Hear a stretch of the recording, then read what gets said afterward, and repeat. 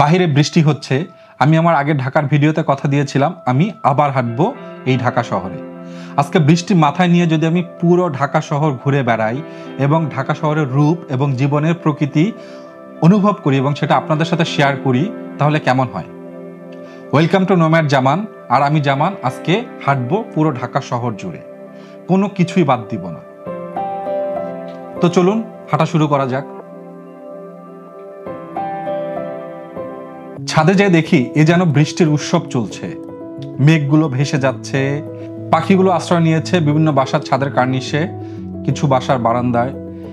বিভিন্ন ফুল পাতা যেগুলো ছাদের বাগান, সেগুলো বৃষ্টিতে যেন উচ্ছ্বাসিত হয়ে উঠেছে। ঢাকা শহর আজ ঘুম ভাঙিয়েছে বৃষ্টির শব্দে। ছাদে কিংবা বারান্দায় ফোঁটাগুলো ফুটছিল। কোথাও কোথাও টিনের ছাদে পড়া ফোঁটাগুলো যেন দিনের শুরুর সুর বয়ে এনেছে। ঘন মেঘের চাদরে ঢাকা আকাশ, বাতাসে একটা ধোয়া ধোয়া ঠান্ডা, আর বিশ্রামের খোঁজে থাকা একটা শহর। তীব্র তাপদাহের পরে ঢাকা যেন একটু শীতল হচ্ছে। বৃষ্টির নিচে কিছু পাখি বসে আছে ছাদের কিনারায়, নীরব স্থির। ওরা উঠছে না, ডাকছে না, শুধু আছে। যেন দিনের তাড়াহুড়া আর অস্থিরতা ভুলে এই শহরের মতো তারাও একটু থেমে গেছে।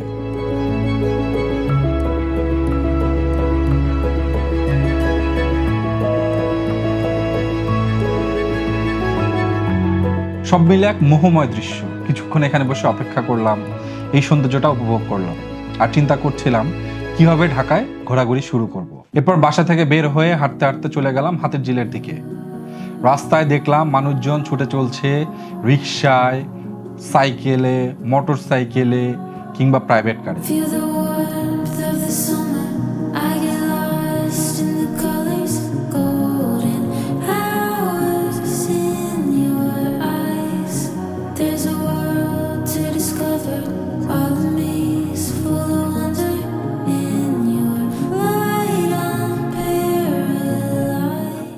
সবারই তারা, সবারই ব্যস্ততা, কিন্তু কোথাও যেন একটা স্থিরতা আছে।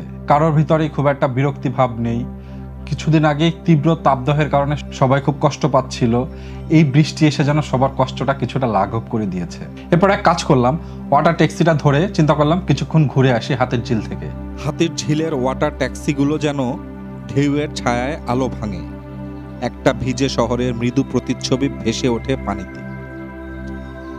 ওয়াটার ট্যাক্সির জানালায় ফোঁটা জমে, কাঁচ বেয়ে গড়িয়ে পড়ে একটা অনুভূতির মতো। এই মুহূর্তগুলোতে শহর যেন বলে, আমি ক্লান্ত না, আমি কেবল একটু ধীরে চলছি।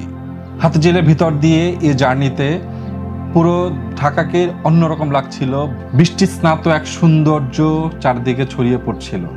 হাতির ঝিলের মাঝখান থেকে চারিদিকের ভিউটা খুব খুব খুব বেশি সুন্দর লাগছিল। মনে হয় যেন এই শহরটা অপেক্ষা করছিল এই বৃষ্টির জন্য।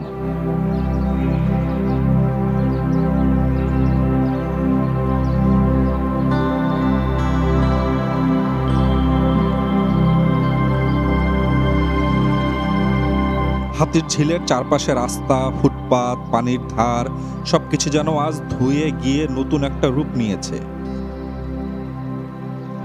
সময়ের পরিক্রমায় মানুষ ছুটে চলছে তার কর্মস্থলে, কিন্তু বৃষ্টিকে উপেক্ষা করে নয়, বৃষ্টিকে সাথে নিয়ে। এরপর আমি চলে গেলাম কারওয়ান বাজারে। আজকে সারাদিন ঘুরবো, আগেই বলেছিলাম। সো কোথায় ঘুরবো, কিভাবে ঘুরবো, কোনো কিছুই পরিকল্পনা করে বের হয়নি, আমি জাস্ট ঘুরবো। মানুষজন খুবই ধীরলয়ে চলছে, কিছু রিক্সাওয়ালা, কিছু হকার, তারা ধীরে সুস্থে হেঁটে যাচ্ছে, খুব একটা তাড়া নেই কারো। কোনো রিক্সাওয়ালা মাথায় পলিথিন পেঁচিয়েছেন, তো কেউ কিছুই পরেননি, কেউ বা রেইনকোট পরেছেন। তারা সবাই বৃষ্টিটাকে খুব উপভোগ করছেন, এমনই মনে হলো আমার কাছে। কারওয়ান বাজারে পৌঁছে দেখি এখানে বৃষ্টিতে, পানিতে সবকিছু একাকার হয়ে গেছে মানুষের জীবনের সাথে। রাস্তার পাশের কোনায় পানি জমে উঠেছে, রিক্সাগুলো ওয়েট করছিল কিন্তু যাত্রীরা নামতে পারছিল না। এক বৈচিত্র্যময় জায়গা এই কারওয়ান বাজার, কত মানুষ, কত রং, কত চাওয়া। কারওয়ান বাজারের উপরে মেট্রো রেল স্টেশন। আমি উঠলাম কারওয়ান বাজারের মেট্রো রেল স্টেশনে। সেখানে দেখলাম মানুষের জীবনযাপন, মানুষের দৌড়াদৌড়ি, ছুটে চলা, ব্যস্ততা, আবার কারো ধীর স্থির জীবন। এরপরে মেট্রোতে করে চলে গেলাম মিরপুরের দিকে।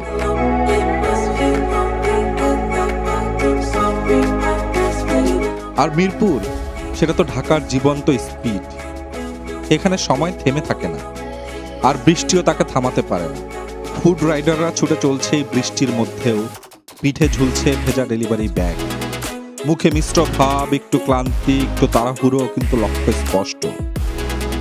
কেউ বা মোবাইলে অর্ডার কনফার্ম করছে, কেউ বা সাইকেল লক করছে। জীবনের লড়াই এখানেও চলছে।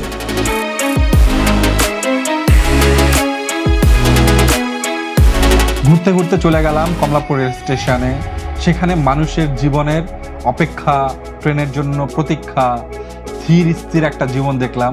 এই স্টেশন কখনোই এমন থাকে না, খুব ব্যস্ত থাকে, কিন্তু আজকে প্রচণ্ড রকম ধীর একটা স্টেশন এখানে দেখলাম।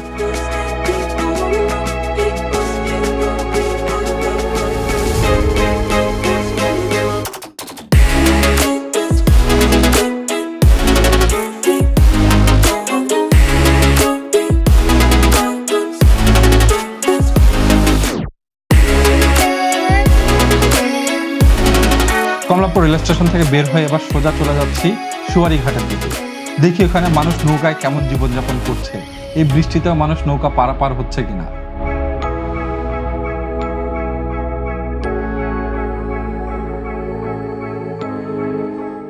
সুয়ারি ঘাটে এসে তো দেখি এখানে পুরা মানুষের জীবনের ব্যস্ততা আরও বেড়ে গেছে।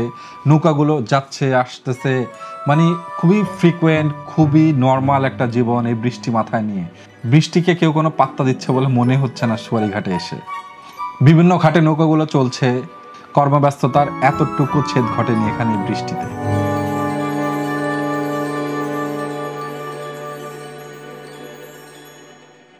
এখানকার সৌন্দর্য কিছুটা অবলোকন করে চিন্তা করলাম হাঁটা দিই সদরঘাটের দিকে, ওখানে কি অবস্থা। সদরঘাটে খুব বেশি মানুষজন নেই বললেই চলে, ফাঁকাই মনে হচ্ছে সবকিছু। বেশ কিছু লঞ্চ অপেক্ষা করতেছে, আর কিছু হকার, কিছু মানুষজন, অল্প কিছু এরিয়াতে ভিড়, কি দু একটা লঞ্চ হয়তো ছেড়ে যাবে, সব প্রিপারেশন নিচ্ছে। এরকম করেই ব্যস্ততার ভিতরে চলছে সদরঘাট এরিয়া। এখানে বসেও কিছুক্ষণ সৌন্দর্য দেখলাম।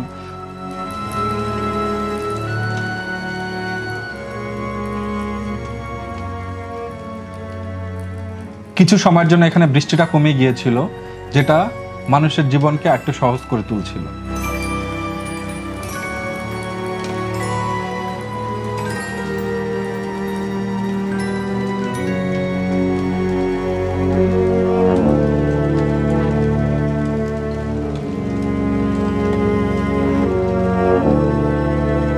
সদরঘাট থেকে এবার সোজা চলে গেলাম শাহবাগে।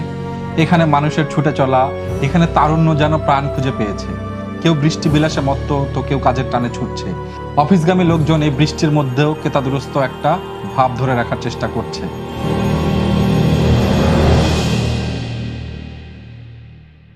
বাসগুলো ছুটে চলছে, কেউ কেউ বৃষ্টির ভিতরেও ঠেলে ওঠার চেষ্টা করছে। কিছুই থেমে নেই। ফায়ার সার্ভিসের গাড়ি, অ্যাম্বুলেন্স, পুলিশের গাড়ি, সব কিছুই চলছে রাস্তায়। বৃষ্টি কেউ কোনো পরোয়াই করছে না। যেন মনে হচ্ছে তীব্র গরমে কাহিল শহরটা যেন প্রাণ খুঁজে পেয়েছে।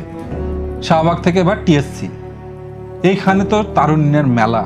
এখানে অধিকাংশ মানুষ মনে হচ্ছে বৃষ্টি উপভোগ করতে টিএসসিতে বসে আছে, যদিও আসলে এমন না, কিন্তু অ্যাপারেন্টলি এমনই মনে হচ্ছে। মানুষজন বৃষ্টির ভিতরে হাঁটছে, কেউ কেউ ছবি তুলছে, কেউ চা নিয়ে সেলফি তুলছে। হাজার রকম এখানে মানুষের অভিব্যক্তি। জীবনটা আসলে অনেক বেশি সুন্দর। চারিদিকে রং, চারিদিকে সৌন্দর্য, সেগুলো আমাদেরকে খুঁজে নিতে হয়। এভাবে ঢাকাকে ঘুরে ঘুরে হেঁটে দেখার মধ্যে যে শান্তি, যে প্রাণ, যে স্পন্দন, এটা প্রতি মুহূর্তে ফিল করা যায়। আমার মনে হয় না আমি আসলে খুব ভালোভাবে এভাবে ঢাকাকে আগে কখনো ফিল করেছি। আমি কথা দিয়েছিলাম আবার হাঁটবো। সেই কথাটা এই বৃষ্টি মাথায় নিয়ে রাখতে পারবো, এটা হয়তো আমি ভাবিনি। এটা আমার জন্য একটা বিশাল পাওনা হয়ে দাঁড়ালো।